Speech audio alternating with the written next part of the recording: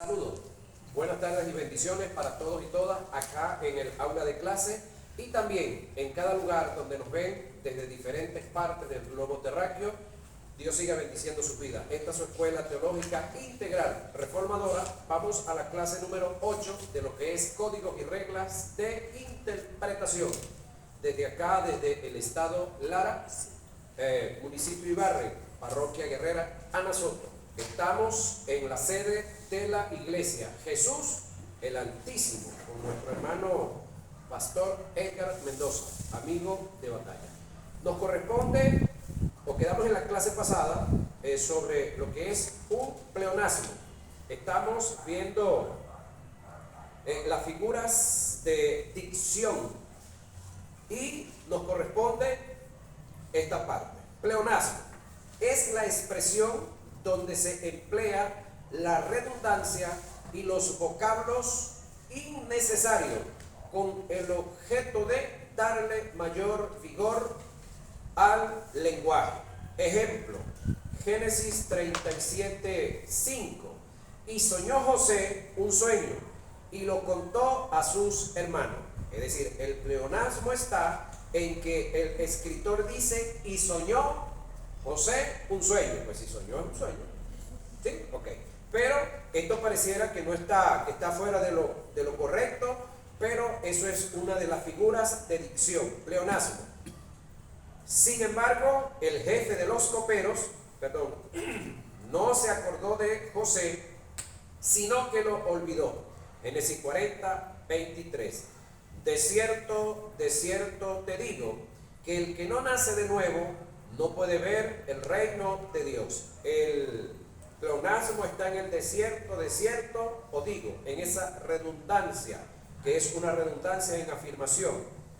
Observamos que en todos los casos presentados hay una redundancia que según los principios gramaticales y de oratoria no está mal escrito y por ende mal expresado, pero entendiendo la figura del pleonasmo es aceptable. Es decir, para la oratoria y para la gramática esto está mal, pero entendiendo que es un pleonasmo, pues podemos entender que no está mal. Fábula. ¿Qué es una fábula? Es una composición literal en la que por medio de una ficción se da una enseñanza moral. En ella intervienen seres inanimados o seres vivos irracionales que actúan y hablan como si fueran personas. Ejemplo, pero Joás, rey de Israel, envió a Amasías, rey de Judá, esta respuesta: el cardo que está en el Líbano envió a decir al cedro que está en el Líbano: dale tu hija por mujer a mi hijo. Pero las fieras que estaban en el Líbano pasaron y pisotearon el cardo. Eso está en Primera de Reyes 14:9. La fábula está en la forma en que se dirige Joás a Amasías. En este caso, el cedro representa a Joás, que es un tipo de árbol frondoso que representaba la prepotencia de este, y el cardo representa a Amasías, que es otro tipo de árbol frondoso, queriendo así Joás humillar a Amasías. Las fieras vendrían siendo el ejército de Joás, el cual venía a destruir a Amasías, suceso que según los historiadores tuvieron su cumplimiento. Eso es fábula. Alegoría es una sucesión, escuchen lo que viene, o conjunto de metáforas, generalmente combinadas en forma de narración y cuyo significado original se prescinde. Vamos al ejemplo. De cierto os digo, el que no entra por la puerta en el redil de las ovejas, sino que sube por otra parte, ese es ladrón y salteador. ¿Sí? Pero el que entra por la puerta, y aquí viene la otra historia, el pastor de las ovejas es otra área de la historia. A este abre el portero y las ovejas oyen su voz y a sus ovejas las llama por su nombre y las saca. Y cuando ha sacado fuera todas las propias, va delante de ellas y las ovejas lo siguen porque conocen su voz, pero al extraño no seguirán, sino que huirán de él, porque no conocen la voz de los extraños. Esto está en el Evangelio de Juan, capítulo 10, verso 1 hasta el 8. Pero acá, si usted no tiene un pequeño conocimiento acerca de la parte doméstica y de cría de ovejas y las fórmulas que había, dos tipos de corrales, dos tipos de pastores, y en una de ellas, en los cuales los pastores eran dueños de sus ovejas, en otras en las cuales el pastor no era dueño de las ovejas, era el asalariado, el que trabajaba a un jefe, a un dueño. Entonces no va a entender muy claro esta parte. Resulta que en Israel había dos tipos de corrales. Uno, el que se hacía en el campo, improvisado. Nos íbamos para allá, para el cerro del león, o la leona, nos llevábamos la oveja, pero de repente andábamos 2, 3, 4 pastores, cada uno con su rebaño. Tiempo de verano, determinábamos acampar en la zona. ¿Qué hacíamos? Buscábamos un sitio donde hubiese piedra, donde el sistema o la parte de la quebrada o los zanjones, como le decimos aquí en Lara, hubiese un espacio como encerrar las ovejas y con poco trabajo hacer un pequeño corral improvisado para un día, para 2 días o para una sola noche.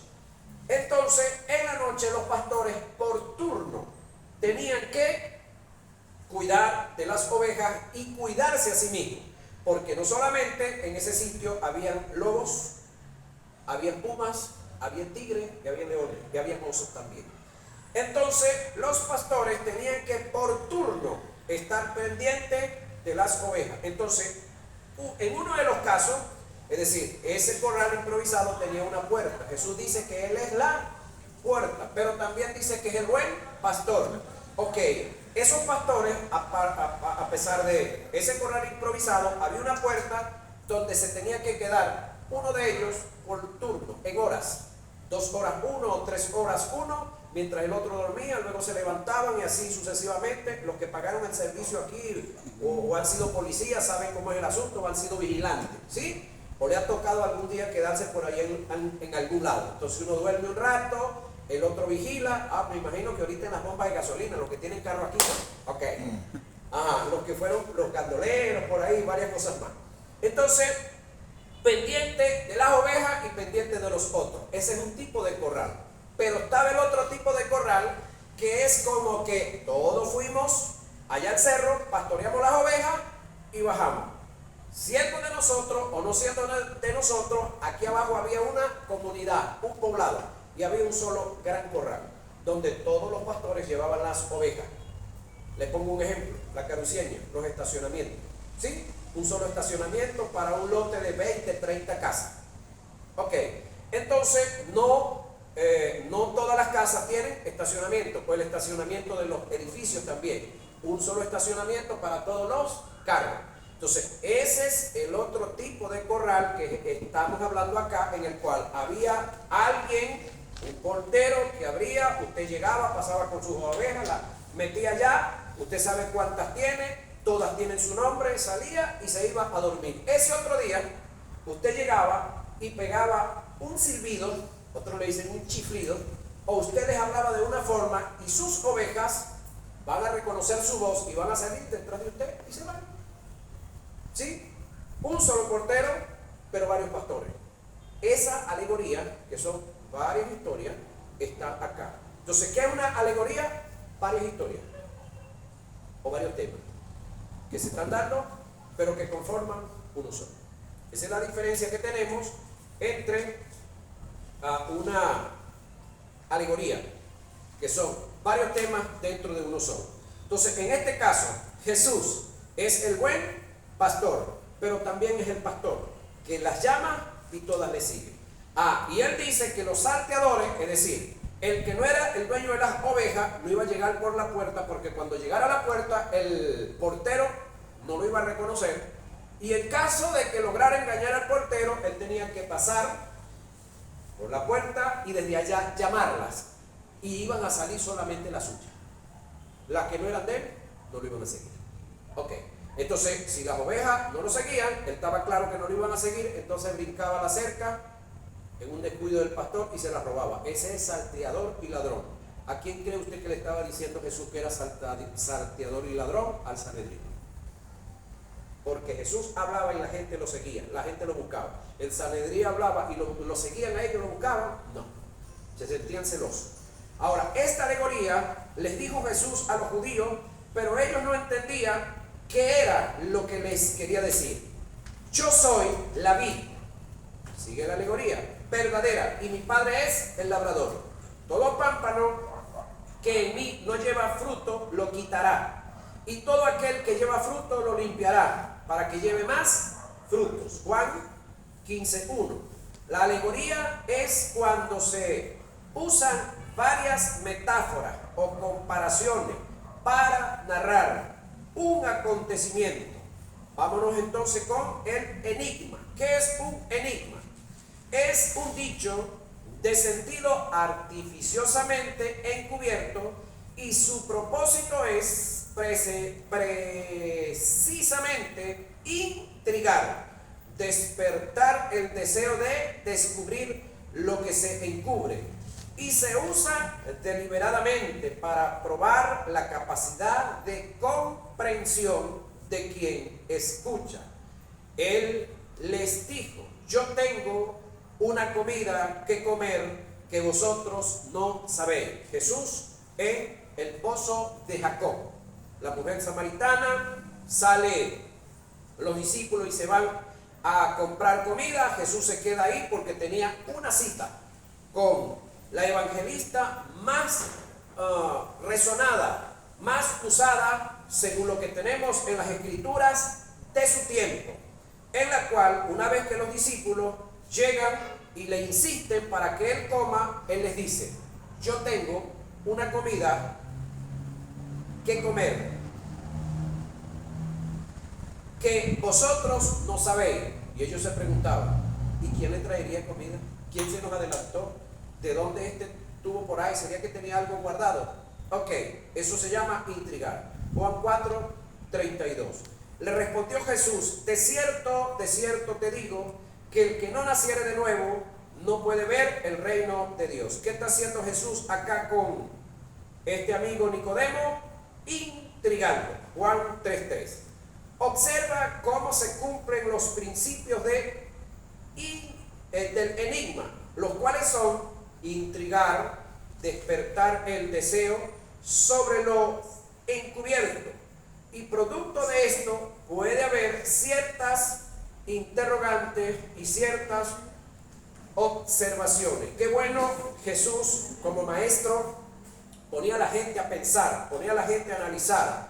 He estado viendo un material de un cubano que él le dice a la gente: piense que eso no duele.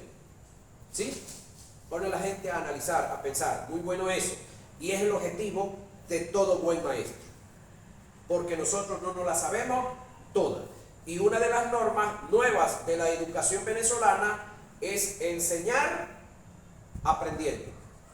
Es enseñar para allá para que ustedes nos digan para acá, porque nosotros decimos algo por causa del conocimiento que Dios nos ha dado y nosotros lo proyectamos de este tamaño porque así lo entendemos. Pero ustedes allá, con el entendimiento que ustedes tienen, el personal, el innato, más la iluminación del Espíritu Santo, ustedes los pueden entender así de este tamaño. Entonces, cuando ustedes nos lo dicen acá, ustedes nos están enseñando algo también. Porque reitero, nosotros no nos las sabemos todas y tampoco mi objetivo es saberlas todas. Yo aspiro y espero que una vez que terminemos esta carrera aquí, hayan algunos de ustedes que prediquen mejor que yo y enseñen mejor que yo. Ese es mi objetivo. Amén. Principios de interpretación. Muy importante esto que viene, muchachos. Principios de interpretación. Existen en las reglas de hermenéutica 3 grandes principios los cuales debemos conocer en una forma precisa y concisa para ser buenos estudiosos de las Escrituras y por ende ser buenos expositores de ella. ¿Cuáles son esos 3 principios? Estos principios son inspiración, es decir, la Biblia en su totalidad es un libro inspirado, en su totalidad. Ok. Pero también es un libro revelado, revelación. Es decir, ¿cómo se explica que Moisés escribe el libro de Génesis y Moisés no había nacido cuando el libro de Génesis o cuando los acontecimientos se dieron en el tiempo del Génesis? ¿Cómo se explica que Juan escribe su libro 100 años después de los acontecimientos que se dieron en la vida de Jesús? ¿Cómo se explica que Juan en su tiempo escribe acontecimientos que están ahorita dándose y los que están por darse los escribe hace 2000 años atrás? Inspiración divina. ¿Por qué? Hay un plan divino de Dios que ya está listo, ya está predeterminado y que Dios lo iluminó o lo reveló, en este caso, lo reveló. Y aparte de revelarlo, gran parte ya está iluminado, pero todo el programa de Dios para la humanidad y para la tierra está revelado. Escúcheme, la iglesia, los creyentes, no necesitamos más revelación, la tenemos toda. Amén. ¿Qué necesitamos? Iluminación de lo que ya está revelado. ¿Cómo adquirimos esa iluminación? Caminando sobre lo revelado, compañeros.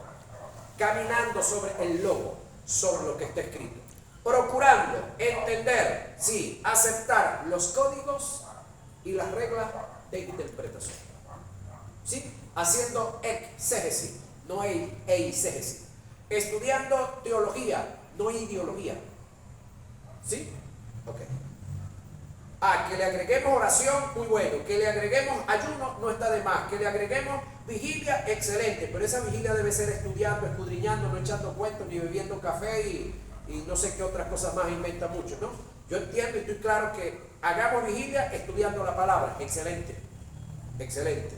Ahora, inspiración, revelación e iluminación. Ya eso, los 2 primeros están. Y la iluminación hasta cierto punto ya está también. Antes de analizar estos términos, debemos dejar en claro que la Biblia en su totalidad, no, negativamente, no es la palabra de Dios. Ella contiene palabra de Dios. La Biblia en su totalidad, como el libro, no es la palabra de Dios. Por lo tanto, muchos de nosotros hubo momentos en los cuales agarramos la Biblia y la levantamos y dijimos, esta es la palabra de Dios. Ya va. Pero es que ahí no solamente habló Dios. En ese libro está escrito cosas que Dios inspiró en su totalidad.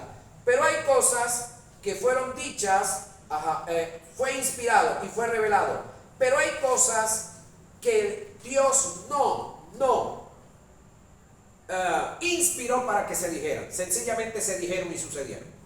Escúcheme.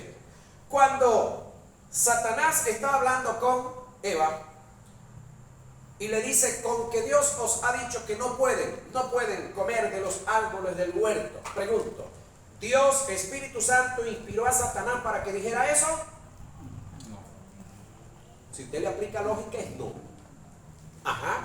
Pero Dios inspiró a Moisés, que se cree que es el que escribió el libro, para que escribiera eso, sí. Entonces, ¿fue inspirado Moisés para que escribiera eso? Sí. ¿Fue inspirado el diablo por el Espíritu Santo para que dijera eso? No. Se inspiró él solo. Al final, o más al antico en la conversación, cuando la mujer le dice, de todos los árboles podemos comer menos del que está en el medio del huerto, porque el día que comamos, Dios se separa de nosotros. Ok, ¿inspiró Dios a Eva para que dijera eso? Sí, porque ya eso se lo había dicho a Adán, atrás, ya había un establecimiento. Inmediatamente termina Eva de expresar, el diablo le dice, no moriré. Es decir, en otras palabras, mujer, lo que Dios dijo no lo va a cumplir. Eso es mentira. Dios no va a cumplir eso. Pregunto, Dios, Espíritu Santo, inspiró al diablo para que dijera eso. Pero Dios, Espíritu Santo, inspiró a Moisés para que escribiera eso. Sí. Entonces ahí tenemos que aplicar la lógica y estar claro de que cuando estamos frente a la Biblia, ahí tenemos palabra de Dios, tenemos palabra del diablo, tenemos palabra de los hombres y tenemos palabra de los demonios y palabra de los ángeles también. ¿Sí? Pablo en una ocasión dijo por allá, porque no le permito a la mujer enseñar ni tener dominio sobre los hombres. ¿Sí? Literalmente está escrito así. En otra ocasión, Pablo dijo, y la mujer se salvará engendrando hijos. Yo pregunto, ¿en qué parte del mundo las mujeres engendran hijos? ¿O esa Biblia no fue escrita para qué idioma, para qué lugar de la tierra? Entonces hay un predicador amigo que él dice, bueno, cuando Pablo dijo eso, tiene que saber y tener conocimiento de lo que estaba diciendo. Eso se lo mandó a Timoteo. Timoteo tiene que saber qué fue lo que Pablo le quiso decir. Que yo no lo entienda, ese no es mi problema. Ese problema es yo. Yo de eso quieto ahí. Esa es una lógica de él. Para no estarse reventando la cabeza y quebrando la masa gris en lo que todavía no se entiende o que hubo ciertos problemas en la transcripción. En la otra, cuando Pablo dice, porque no le permito a la mujer que enseñe y tenga dominio sobre el hombre, este predicador dice, bueno, si esa es la condición, analice. Pablo no está diciendo, el Espíritu Santo me dijo, Jesús me dijo, Jehová me reveló. Pablo está diciendo, porque no le permito. ¿Quién está hablando ahí? Pablo, él. Claro, como no tenía esposa, no tenía hija, ni tenía suegra, pero usted tiene esposa, tiene hija y tiene suegra. Estamos fregados nosotros. Entonces, este predicador dice una gran verdad. Él dice, bueno, para evitarme problemas, si yo hubiese sido mujer y viviera en los tiempos de Pablo, sencillamente me congrego en otra iglesia donde Pablo no pastorea y asunto arreglado. ¿Lógico o no? Okay. Reitero, la Biblia hay que aplicarle lógica. Y no solamente a la Biblia, a la vida. Entonces, estamos en que la Biblia en su totalidad no es la palabra de Dios. Ella contiene la palabra de Dios. Contiene la palabra de Dios. En ella se registran actos donde los hombres hablaron por su propia voluntad. Vamos para acá. Pero a los que están unidos en matrimonio, mando no yo, sino el Señor. ¿Quién va a hablar aquí? El Señor. Que la mujer no se separe del marido. Y si se separa, quédese sin casar. O reconcíliese con su marido. Esto es cuando es por cualquier tontería, porque le ajumó la arepa, porque le quemó el arroz, porque no le cocinó el bistec, porque, no sé, tonterías de gente. Ok. Y que el marido no abandone a su mujer y a los demás. Voy aquí. Y la mujer no se separe del marido. Y si se separa, quédese sin casar. Esto es cuando es por cualquier tontería la separación. O reconcíliese con su marido. Es decir, aprendan los dos a dialogar, a conversar y a perdonarse, acomoden las cosas y echen para adelante. Ok. Y que el marido no abandone a su mujer. Y a los demás, oído con lo que viene. Yo digo, ¿quién? Yo, Pablo está siendo claro aquí, no el Señor. Si algún hermano tiene mujer que no sea creyente y ella consiente en vivir con él, hacerle las arepas y todo lo demás, okay, no la abandone.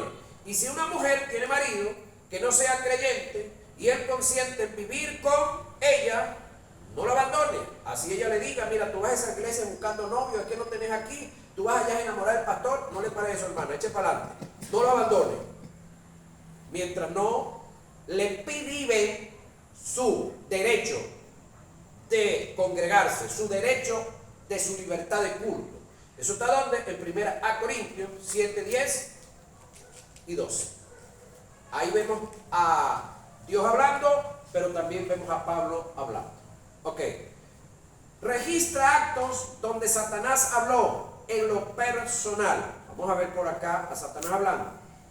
Y vino a él el tentador y le dijo, si eres hijo de Dios, di que estas piedras se conviertan en pan. ¿Quién está hablando aquí? Satanás. Pregunto, en el libro ese que usted carga ahí, ¿usted carga palabras de Satanás? Sí, y los carga para arriba abajo. ¿Cómo hace? ¿Le va a arrancar esa página de la Biblia? Si eres hijo de Dios, di que estas piedras se conviertan en pan. Entonces el diablo le llevó a la santa ciudad y le puso sobre el pináculo del templo y le dijo: si eres hijo de Dios, échate abajo, porque escrito está: a sus ángeles mandará acerca de ti. Esto el diablo está tomando a una referencia media chuputa ahí de la palabra para hablar.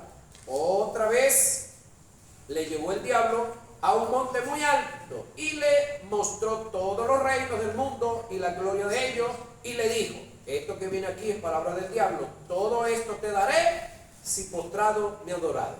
Ahí está hablando el diablo y lo carga usted en la Biblia suya. Mateo 4, 3 al 10.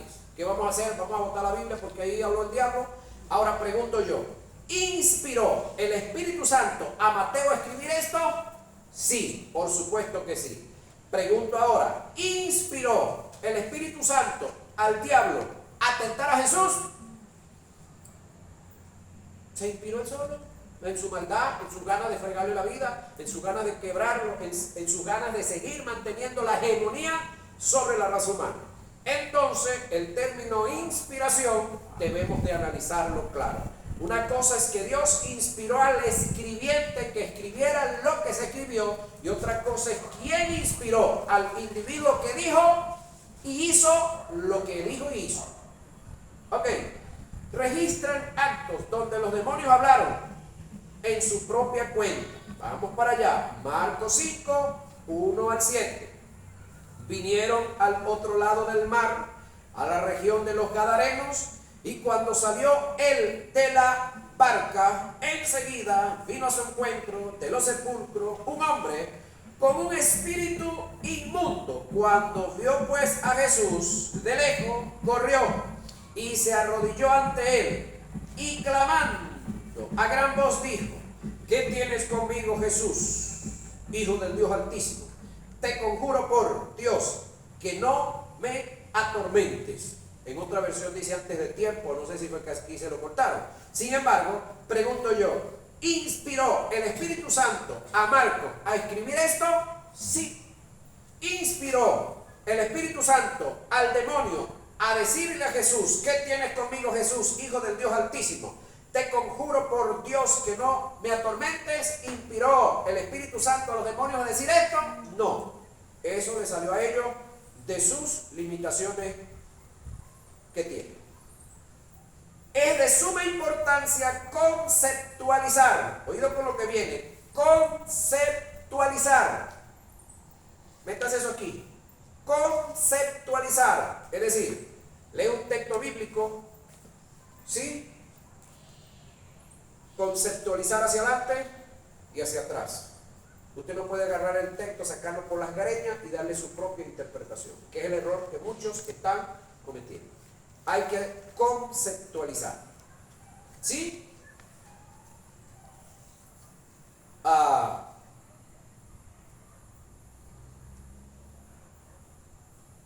Es de suma importancia conceptualizar los diferentes términos que se utilizan en el griego para poder aceptar las grandes contradicciones que se consiguen en las escrituras. Escúcheme, contradicciones entre los escritores y entre algunas traducciones en lo que los hombres en su propia voluntad dijeron y en lo que dijeron los que dijeron inspirados por el Espíritu de Dios. Inspiración. Hay dos términos en el griego con diferentes características y valores para hacer referencia a la inspiración. Definición de cada uno de ellos. Esto que viene, denle muy sabroso para el conocimiento, memorícelo, porque esto va para la socialización. ¿Sí? Teoneusto. ¿Sí? Esto hay que aprendérselo de memoria. Teoneusto. Este es el primer concepto de inspiración. Hay dos. Es un término compuesto, teos, Dios, prorespirar, es usado en segunda a Timoteo 3:16, en contraste a los escritos seculares o naturales.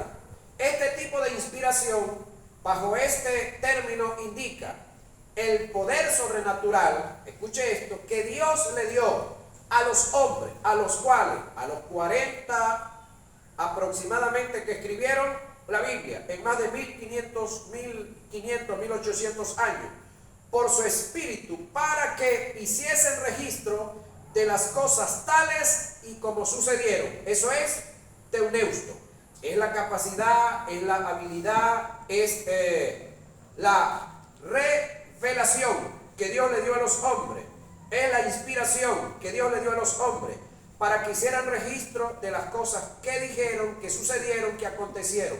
Cabe aclarar que este tipo de inspiración está de parte de Dios, en que los hombres escriban exactamente las cosas como sucedieron, aunque en lo que sucedió, de lo que los hombres hicieron y dijeron, se dieron ciertas mentiras y contradicciones. Se recuerda de nuestro amigo Abraham, cuando llegó por allá a un sitio y le dice a su amada Sara que no dijera que era su mujer, que dijera que era su hermana. ¿Qué están haciendo ahí? Mintiendo. ¿Dios es responsable de la mentira de Abraham? No. Pero ¿es cierto que Abraham le dijo eso a Sara? Sí. Entonces, Dios inspira al que escribe, que se cree que es Moisés, que escriba lo que dijo Abraham. Pero Dios no es responsable de las mentiras que dijo Abraham. Dios no es responsable de las trampas de la esposa de Jacob con los dos hermanitos. Cuando al otro lo visten con cuero y todo eso, el engaño que le hicieron al viejo, Dios no es responsable de eso. Dios es responsable que se escribió lo que hicieron, lo que dijeron, aunque hayan mentiras y contradicciones, las trampas y cuantas cosas más. Entonces, vaya viendo qué tiene que ver con la inspiración bajo el término teuneusto. Esto da la posibilidad de que hayan contradicciones en lo que está escrito en la Biblia, en lo que los hombres hicieron y dijeron, pero nunca vamos a conseguir una contradicción ni una mentira en lo que está registrado en las Sagradas Escrituras, atribuido al conjunto de la deidad, ni a los ángeles, ni a los profetas que hablaron bajo dirección de Dios, porque hay profetas que hablaron en su carnalidad. Ejemplo, Andrés dice que el pez tiene 5 patas. Dios inspira a José para que escriba lo que Andrés dijo. La pregunta es verdad que el pez tiene 5 patas? Ni siquiera una. No, es totalmente falso. Pero ¿es una verdad que Andrés lo dijo? Sí. La inspiración en Dios está en que se escriba exactamente lo que Andrés dijo, aunque lo dicho por Andrés contenga ciertas mentiras y contradicciones. Es decir, Dios responde. ¿Por qué responde Dios? Porque se escriba lo que Andrés dijo, pero no es responsable por lo que dijo Andrés. Esto es inspiración. Entonces, ahí estamos en el primer concepto de inspiración. Es la capacidad que Dios le dio a hombres para que hicieran registro de las cosas que sucedieron, sin Dios hacerse responsable de las cosas que se dijeron y sucedieron. Entonces el término es teoneusto. Eso debemos de aprenderlo. Porque le digo algo, de todas las casas de estudio y de todo el material de hermenéutica que yo he visto en diferentes sitios, no he visto en ninguna casa de estudio que me hablen de los dos conceptos de inspiración. Me hablan de uno solo, del que le vamos a explicar ahora. Pero no sé si es que no lo entiende, no está en sus registros, en sus, ¿cómo le digo?, programas de estudio, o que todavía no han llegado a este nivel del conocimiento de las verdades en Dios. Entonces vamos a los ejemplos bíblicos que corroboran lo anterior. Ejemplo, según Job 1:21, Dios quita lo que da, según Job 1:21. Y dijo después, desnudo salí del vientre y desnudo volveré allá. Jehová dio y Jehová quitó. Sea el nombre de Jehová bendito. ¿Es cierto que eso lo dijo Job? Sí. Eso lo escribe Moisés, que se cree que es el que escribe el libro de Job, que de paso, cuando hablamos del libro de Job, estamos hablando desde el punto de vista en cuanto a fechas, tiempo de escrito, es el libro más antiguo escrito de todos los de la Biblia. No estamos diciendo que los eventos que se dieron en el libro de Job fueron antes de Génesis, no. Estamos diciendo que el libro de Génesis se escribió 50 años después de que ya se había escrito el libro de Job. Entonces, el libro escrito más antiguo de ellos. Ahora, según Romanos 1:29, aquí viene la contradicción. Dios nunca quita lo que da, tú lo pierdes. Job, ¿qué dice? Que Dios quita lo que da. Pero ¿qué dice Pablo, inspirado por el Espíritu, en el libro de Romanos? Porque irrevocables son los dones y el llamamiento.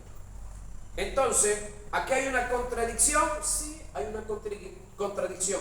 ¿Se contradice la Biblia? No, hay contradicciones entre los escritos de la Biblia, pero hay que estudiar para ver quién está más acertado y quién está más desorientado. ¿Sí? Ok. Según estos dos pasajes, hay una contradicción, pero el apóstol Pablo está en plena revelación e iluminación del Espíritu.